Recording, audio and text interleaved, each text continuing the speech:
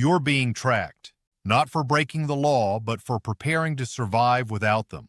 Over 300,000 Americans were added to watch lists last year for purchasing items flagged as prepping-related. Homeland Security, IRS, even your bank, they're watching every generator, bulk food, water filter, and cash withdrawal you make.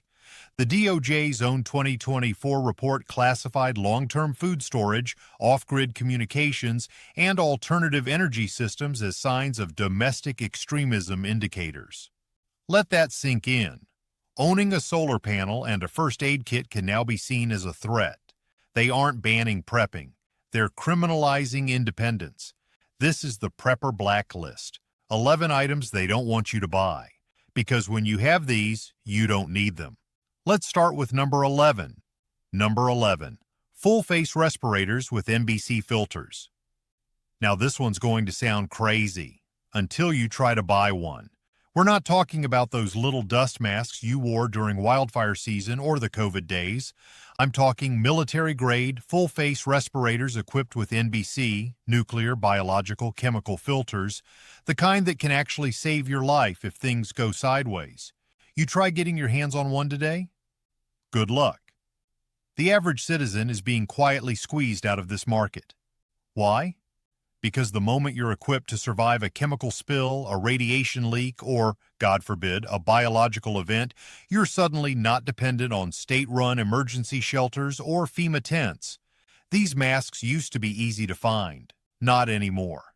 In 2020, demand surged during global tensions, and now they're buried behind obscure supplier lists, export restrictions, and if you order from overseas, you might end up on a watch list. Seriously. And don't even think about buying military-grade filters rated for sarin or mustard gas. Those are classified as restricted in many states, especially New York, California, and Massachusetts, where they've looped them into weaponized accessory laws. But here's the kicker. First responders all have them. Every government building has caches of these things. The CDC has a warehouse full of CBRN suits and filters. But when it comes to you protecting your own family, the red tape tightens fast. In fact, according to a 2024 Homeland Security procurement report, over $4.2 million was allocated to restock these for federal workers, yet not a single cent for public distribution. Why is that? Because if you have gear that can survive a real biohazard situation, you don't need to run to their camps. You don't need to panic. You're in control. And that, my friend, is what they can't allow. Number 10. DIY Faraday cages and EMP-proof storage. You're going to want to sit down for this one, because if you're prepping for grid down, an EMP or solar flare, and you've got gear safely tucked away in a Faraday cage, congratulations, you're now in a gray, legal area depending on how you built it. No joke. While there's no law yet saying don't build an EMP shield, government officials and utility companies have been quietly lobbying for control over EMP-hardened tech. Why? Because if a Carrington-level solar event happens, like the one NOAA warns could have a 12% chance per decade, your homemade Faraday box might make you the only one on the block with working communications, solar charge controllers, and backup electronics. That's power. Literal power. The FCC has already started cracking down on non-compliant signal shielding devices, claiming interference risk, even if your cage is just a metal trash can lined with foam and foil. And if you think that sounds paranoid, let me tell you, in 2023, a Michigan man had his shipment of EMP-shielded solar inverters seized by Customs. They claimed it violated obscure dual-use technology regulations. Translation? If your equipment could survive a blackout and function while everyone else's fails, it's considered strategic tech. Let that sink in. Even some home insurance companies are now adding clauses to void coverage for unapproved electrical shielding modifications, which includes, you guessed it, Faraday enclosures. This is all about control. When the lights go out, they want you compliant, scared, and desperate. Not broadcasting from your ham radio with clean power off your solar bank. So you better believe DIY EMP protection belongs on this blacklist. Not because it's illegal, yet, but because it gives you real independence. and they hate that. Number 9. Large freeze-dried food pallets beyond 30 days. Here's where the real alarms go off. It's perfectly fine, encouraged even, to stock up on 2 weeks of food, maybe even 30 days. FEMA says it right on their website. Be ready for a short-term emergency, but try buying a 6-month pallet of freeze-dried meals and suddenly you're getting flagged. Why? Because in the eyes of certain agencies, long-term food storage isn't seen as preparedness. It's seen as anti-establishment behavior. In 2024, major food storage companies like Augustin Farms and Mountain House started quietly limiting bulk orders unless you're a certified institution. Why would a company refuse to sell $5,000 worth of food to a private buyer? Because pressure is coming from above. Back in 2022, DHS released a domestic threat awareness bulletin that specifically mentioned people engaging in excessive stockpiling of survival goods. And yes, bulk freeze-dried food was on that list. The logic? If you're ready to live off-grid for half a year, you're harder to control during a disaster. You don't line up at the food banks. You're not swayed by supply chain manipulation. According to USDA data, only 1.8% of Americans have more than 1 month of shelf-stable food. That means if even just 5% of people began bulk buying, the entire emergency food pipeline would collapse. And the government knows this. They need the masses dependent. So now there are whispered regulations about tracking orders over a certain value. And if you pay cash for a big shipment, expect delays, inspections, and maybe even cancellations. We've already seen this during the pandemic. Don't think it won't happen again. So if you're planning to feed your family when the trucks stop rolling, you'd better do it quietly, because they absolutely do not want you to have that kind of autonomy. Number 8. Unregulated water purifiers and off-grid filtration systems. Most Americans have no idea this is even a thing. They think as long as you're filtering your own water, you're doing the right thing.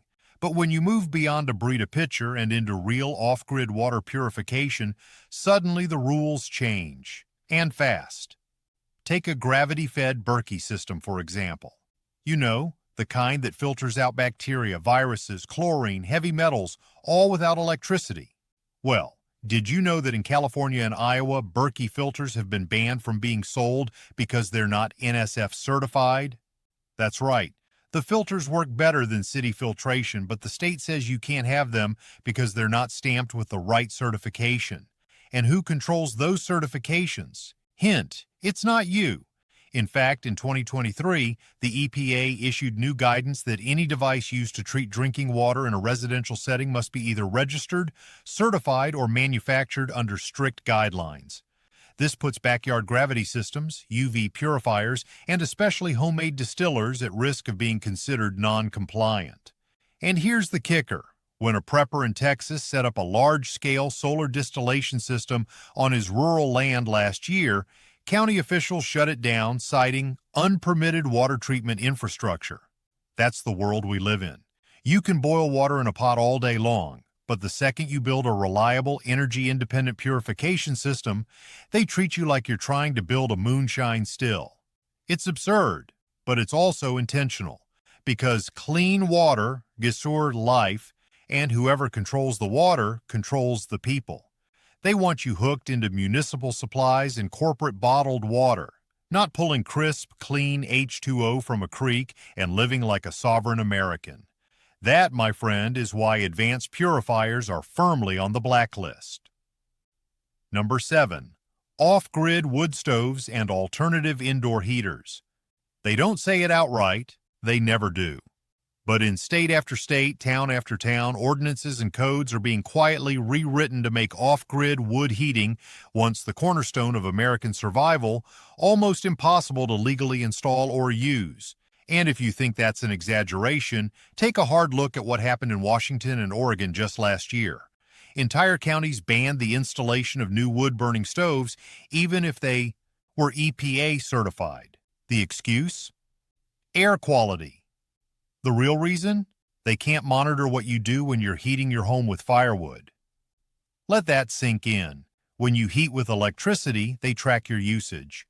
When you use natural gas, the meter reports every therm.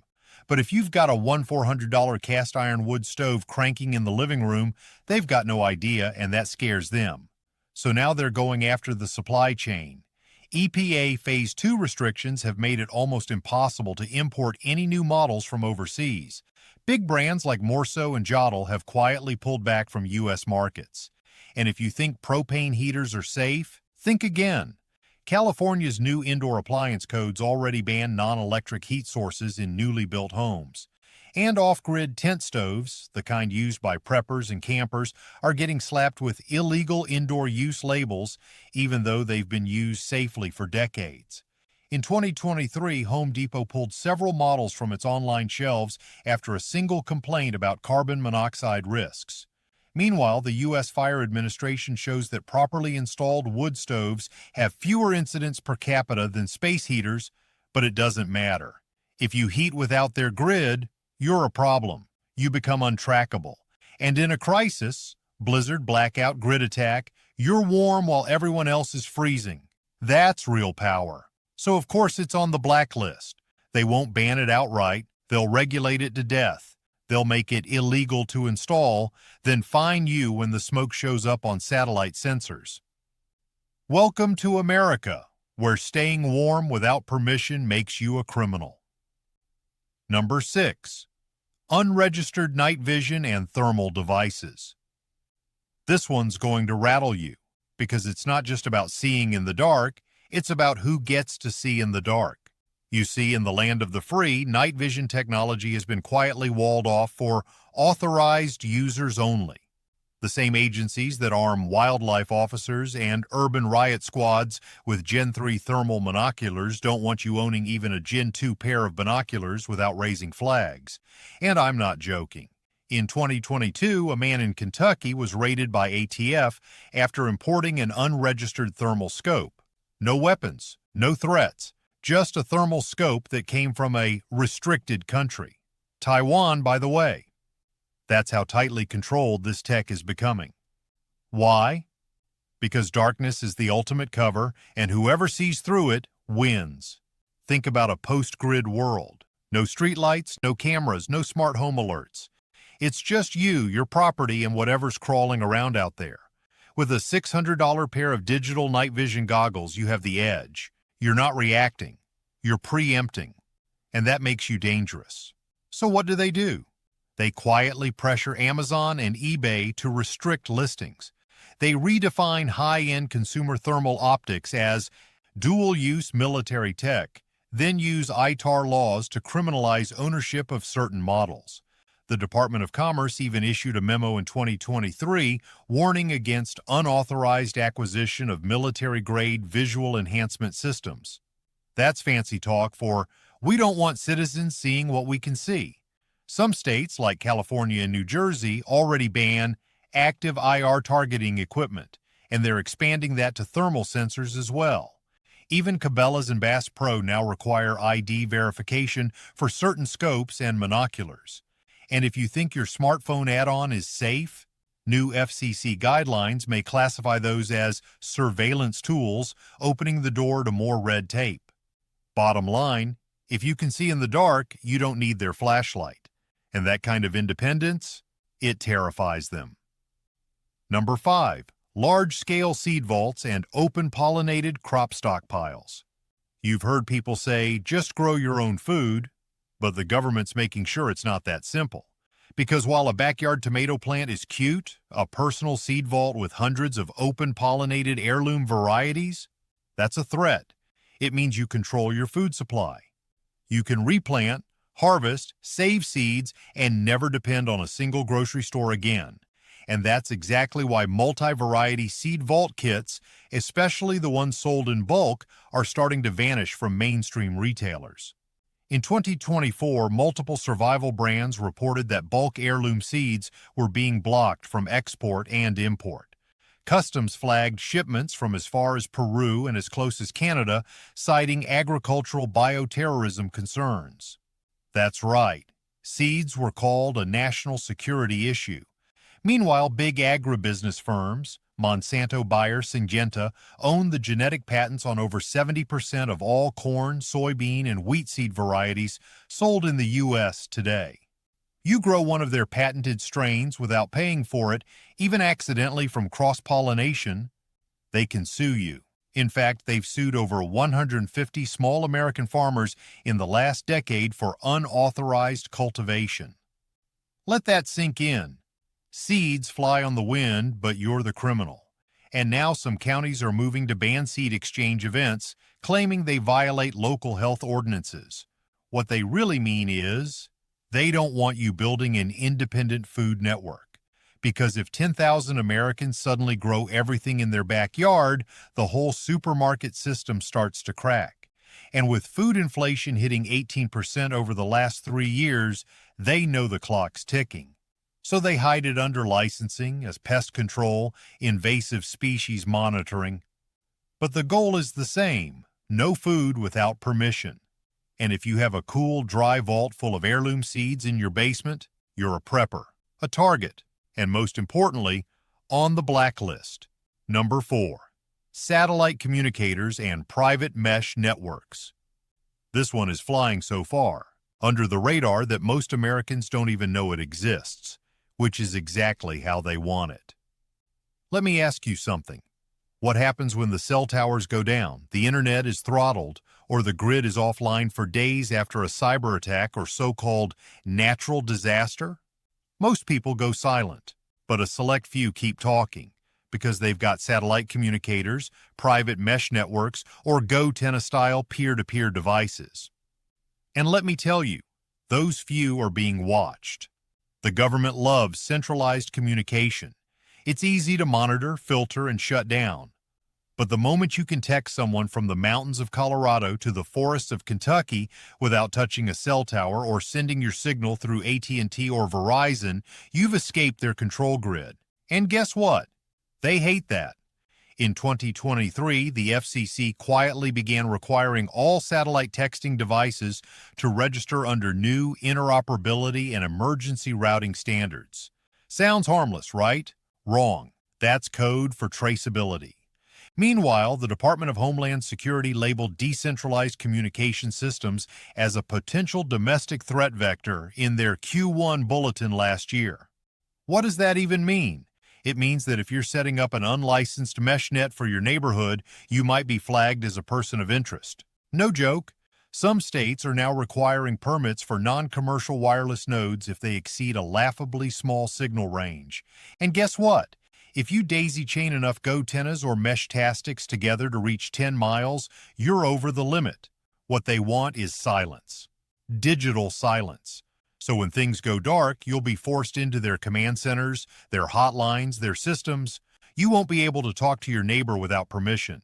But if you own the sky, if you've got a Garmin InReach, a Starlink Mini, or even a basic LoRa repeater, you're a free man in the land of surveillance. And that makes you dangerous. Number 3. Untraceable fuel storage and alternative power liquids.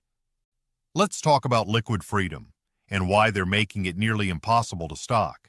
We all know gas is gold in a crisis, but the real blacklisted item here is untraceable, large-scale fuel storage, and I'm not just talking about gasoline. I'm talking kerosene, propane, diesel, even ethanol, especially when it's not stored in a tank with a barcode and a tax tag.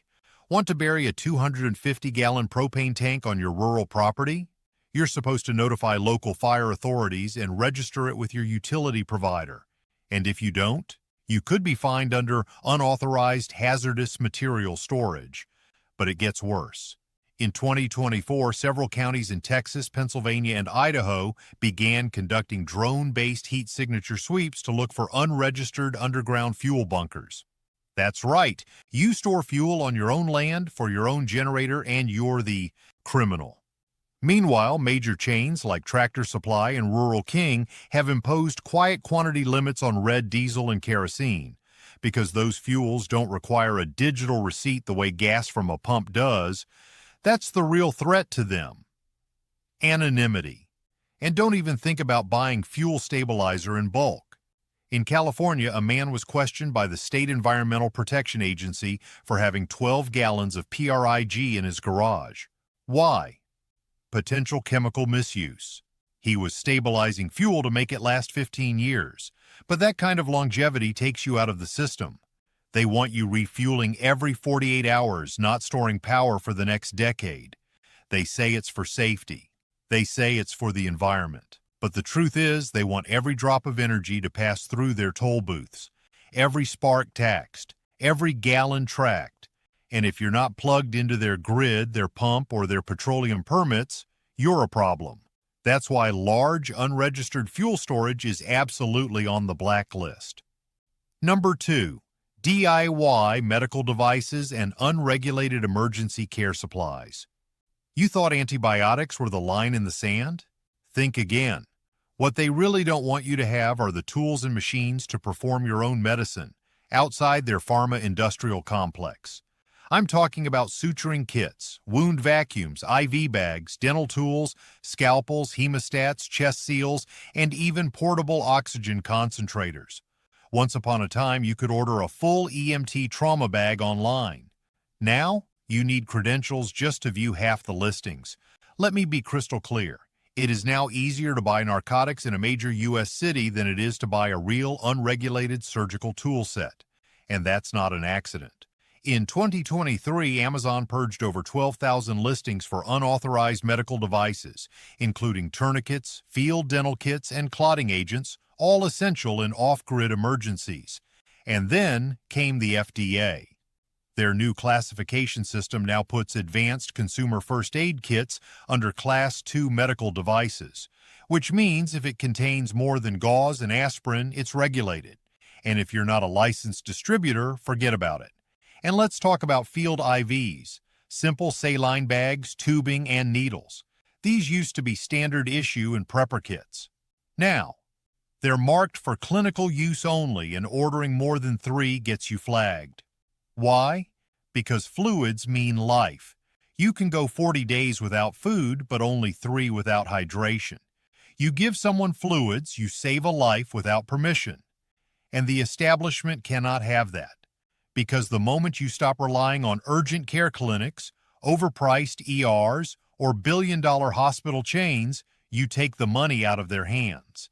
You become a sovereign caretaker, and they'd rather see you arrested for possession of an unapproved medical device than let you suture your kid's leg after a bike crash. That's the game. You take control of health, you take control of survival, and they'll blacklist every tool that makes that possible. Number 1, unregistered, off-grid land. You knew this was coming. Deep down, you knew the ultimate threat to the system wasn't gold, it wasn't water, ammo, or food, it was land. Not just any land, off-grid, unregistered, tax-minimal, infrastructure-free American soil where you can disappear. Land where the satellites can't see your license plate, the smart meter doesn't track your shower, and no zoning board can tell you what color to paint your chicken coop. And guess what? They're coming for it. Hard. Let's start with the numbers. According to a 2024 report from the Bureau of Land Management, over 37 million acres of previously unregulated land in rural America have been brought under review for infrastructure compliance, environmental impact, and property tax reassessment. Translation? They're clawing it back. Fast. States like Colorado, Arizona, and Tennessee, once havens for off-grid homesteads, are now passing laws requiring utility-ready parcels for all new sales. If your land doesn't have electric service stubs, it's deemed non-compliant. But it gets worse. In 2023, a family in New Mexico was forced off their land after a county commissioner deemed their rainwater catchment system and composting toilet public health violations. No running water, no septic, no grid, no freedom. Their crime, living legally outside of city control, and then there's the real estate industry, now in bed with surveillance capital. Ever wonder why sites like Zillow and Redfin now require login verification and ID upload just to view certain listings? Because your data is being sold to third-party analytics firms, who in turn flag people looking for rural off-grid parcels without HOA or zoning restrictions. you're labeled as a potential sovereign citizen risk. That's not a conspiracy. That's in the FBI Domestic Threat Matrix, revised Q2 2024. And don't think you can just go find a patch of BLM land and homestead it. Nearly 93% of all U.S. federal land is now closed to permanent off-grid structures. They call it environmental protection. But the same land gets leased to oil conglomerates and telecom towers without a blink. This is why off-grid land is the crown jewel of prepping, and why it's public enemy number one in the eyes of federal, state, and even global control systems. Because if you own the land, you own the supply lines. You own your water, your energy, your privacy, and your choices. You can grow, store, purify, shoot, record, and teach without a permit. And that right there is the scariest scenario imaginable. For them. So yes, it's blacklisted. Not in headlines, but in regulations, red tape, and real estate policy shifts that are making it harder by the day to own American dirt without a GPS tag and a smart meter bolted to your side. If you want freedom, you'll need to fight for every square inch. Because once that land is gone, so is every other prepping item on this list.